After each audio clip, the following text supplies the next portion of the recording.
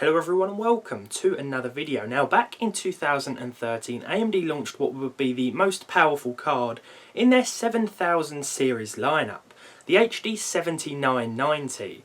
This is a pretty beasty card, and back in the day it was designed to compete with the likes of Nvidia's GTX 690, often coming close or sometimes outperforming it in certain benchmarks. Now this is a dual GPU card and features two Radeon 7970s in Crossfire on one single board. And these days, well, it can be found cheaper than you may think.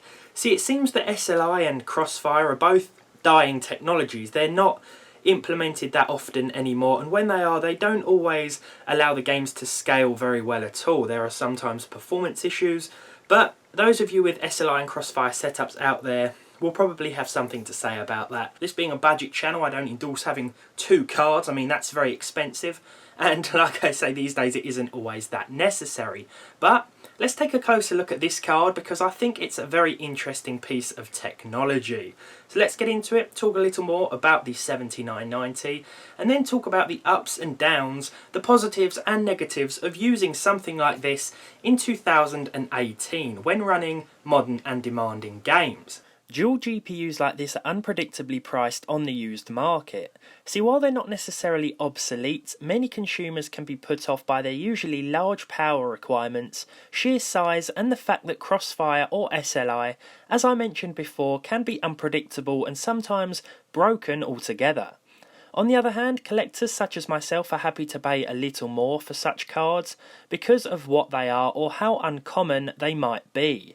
I know I can't resist bidding on hardware like this, and all it takes is two people in a bidding war to push the prices way up.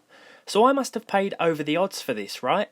Don't be silly. As you know, I love a good deal, and this particular 7990 was being sold for just £60 and listed as spares or repair because it kept crashing the system when opening games.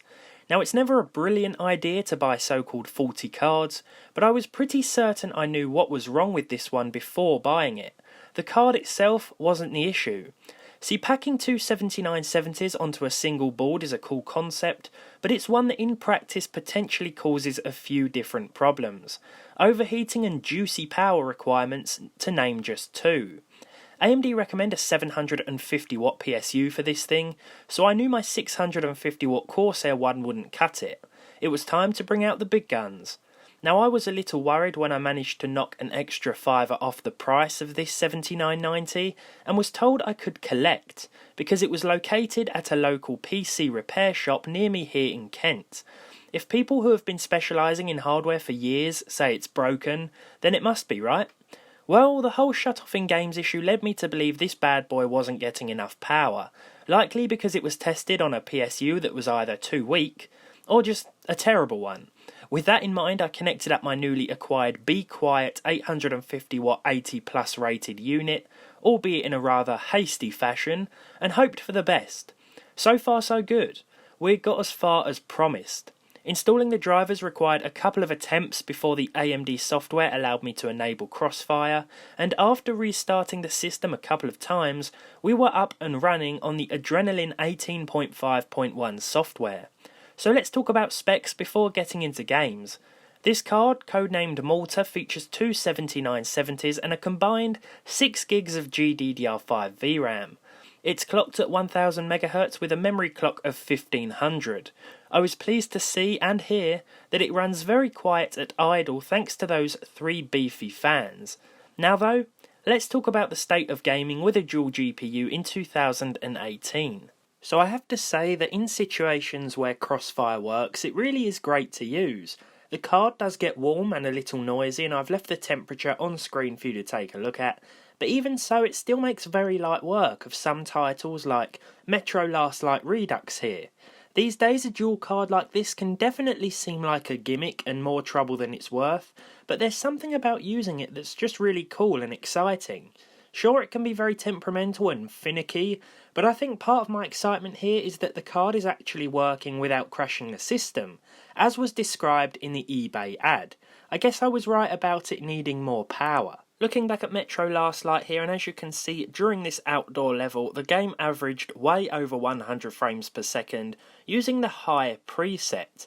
Now I'm using this card with the usual Ryzen 5 1600 6-core CPU, which really is allowing our GPU here to reach its maximum potential, and Crossfire in this game works really quite well. A more modern title, Far Cry 5, which is probably the most recent release on today's gameplay list, also ran very well at the high settings preset.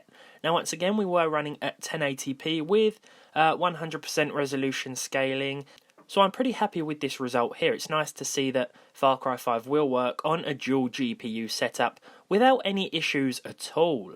Now I know this one's a slightly older release, but I couldn't test another GPU without having a look back at 2007's Crysis, a game that even today still melts certain graphics cards when you turn the settings way up.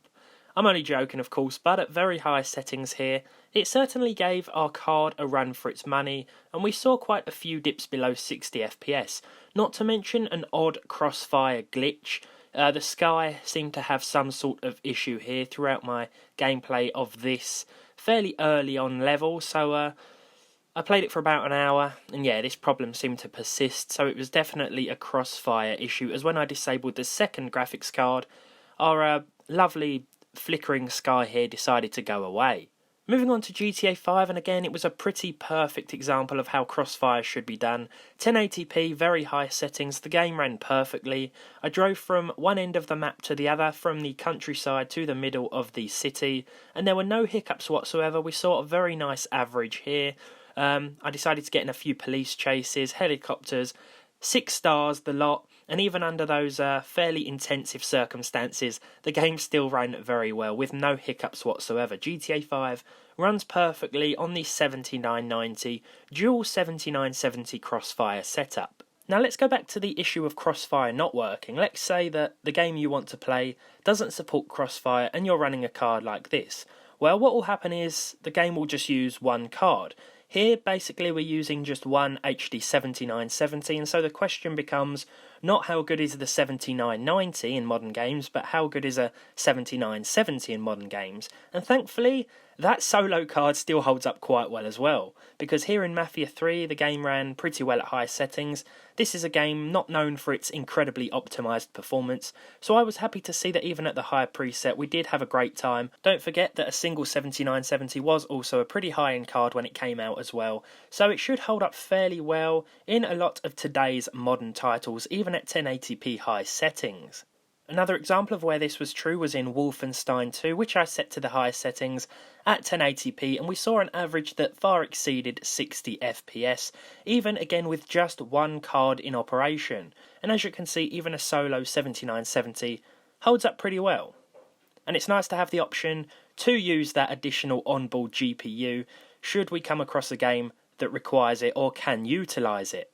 Now, Fortnite certainly suited its name here today, because it took a fortnight before I could regain control of my computer after what was a chain of crashes. I fired this game up and we experienced crash after crash. The desktop crashed to a black screen. When the screen came back on, we was at a totally different resolution.